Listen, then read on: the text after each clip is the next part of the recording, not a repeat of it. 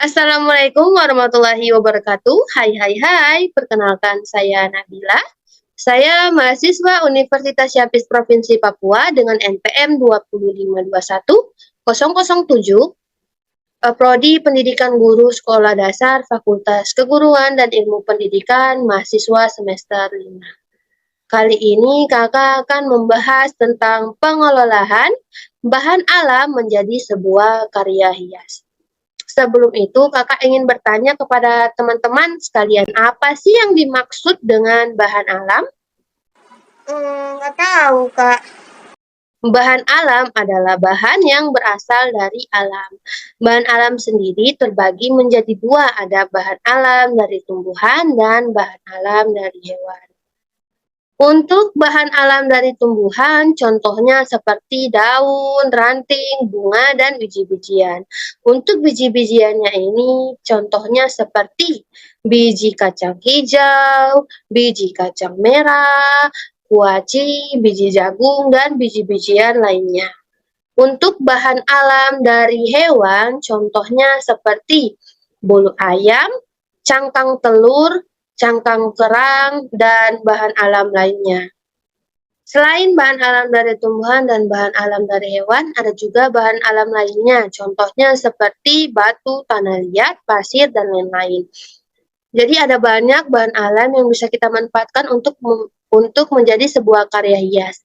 Tapi sebelum itu, saat kita ingin membuat karya hias, kita membutuhkan teknik dalam membuat sebuah karya hias. Teknik itu bisa berupa teknik menggunting, ada juga teknik menempel, teknik melipat, dan teknik-teknik lainnya. Tapi kali ini kita akan memfokuskan kepada teknik menempel, yakni teknik kolase dan teknik mozaik. Untuk teknik kolase sendiri adalah karya seni tempel yang menggunakan berbagai macam bahan yang ditempel pada permukaan gambar atau pola. Sedangkan untuk teknik mozaik adalah karya seni tempel yang menggunakan berbagai macam bahan dengan menempel kepingan-kepingan bahan pada permukaan gambar atau pola. Jadi perbedaannya adalah teknik kolase ini adalah menempel berbagai macam bahan ke dalam sebuah gambar atau pola, sedangkan untuk teknik mozaik dia menempel kepingan-kepingan bahan ke dalam sebuah gambar atau pola. Jadi kalau teknik mozaik ini dia lebih teliti karena harus menempel satu per satu atau keping per keping bahan ke dalam sebuah gambar atau pola. Nah, selain memerlukan bahan alam, kita juga memerlukan bahan-bahan lainnya. Contohnya seperti gunting. Kita memerlukan gunting untuk memotong atau membentuk pola yang kita inginkan. Kita membutuhkan lem untuk menempelkan bahan ke dalam permukaan gambar atau pola. Kita memerlukan kertas sebagai medianya dan kita membutuhkan pensil sebagai alat untuk membuat sketsa. Bukan hanya pensil, teman-teman juga bisa menggunakan alat lainnya yang bisa digunakan untuk membuat sketsa, itu contohnya seperti spidol, pulpen, kuas, dan lainnya. Nah, ini adalah contoh teknik kolase dan teknik mozaik. Di sini kakak sudah mencari contoh dengan tema yang sama, yakni temanya hewan, terkhusus ini adalah gambar burung hantu. Nah, untuk teknik kolase sendiri ini kakak menggunakan daun kering dan ranting sebagai bahan alam. Dan kakak menggunakan gunting dan lem sebagai bahan tambahan untuk membuat sebuah karya hias yang sudah kakak tampilkan di layar. Nah, di sini kakak menggunakan gunting untuk membuat pola tubuhnya burung hantu, membuat mata, paruh, sayap, kaki, dan telinga burung hantu. Nah, kakak juga menggunakan ranting sebagai pinjakan burung hantu. Kakak menggunakan lem untuk menempel bahan, yakni bahannya ranting dan daun kering, kepada media, yakni kertas. Nah, yang kedua adalah teknik mozaik.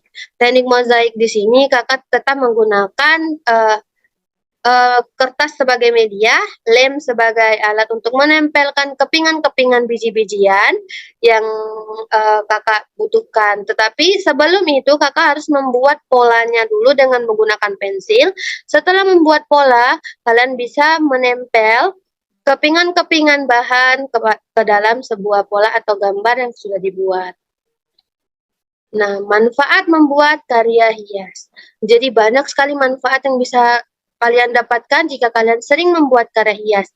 Selain kalian bisa memanfaatkan bahan-bahan yang ada di sekitar kalian, kalian juga bisa mengasah dirinya kalian.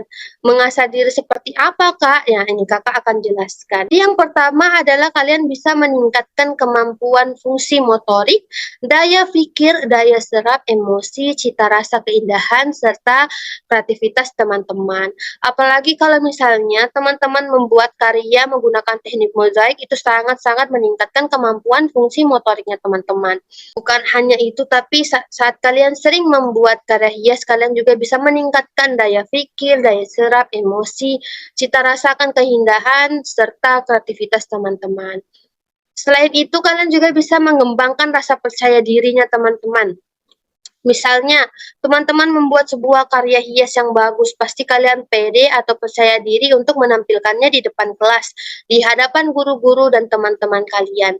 Nah, maka dari itu, jika kita bisa memanfaatkan barang yang ada di sekitar kita, kenapa kita harus membelinya?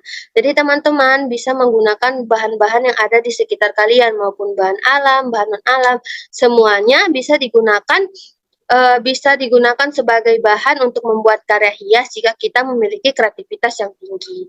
Kakak harap kalian bisa memanfaatkan barang-barang yang ada di sekitar kalian untuk membuat sebuah karya yang bagus dan bisa meningkatkan kepercayaan diri teman-teman. Mungkin cukup sekian dari kakak.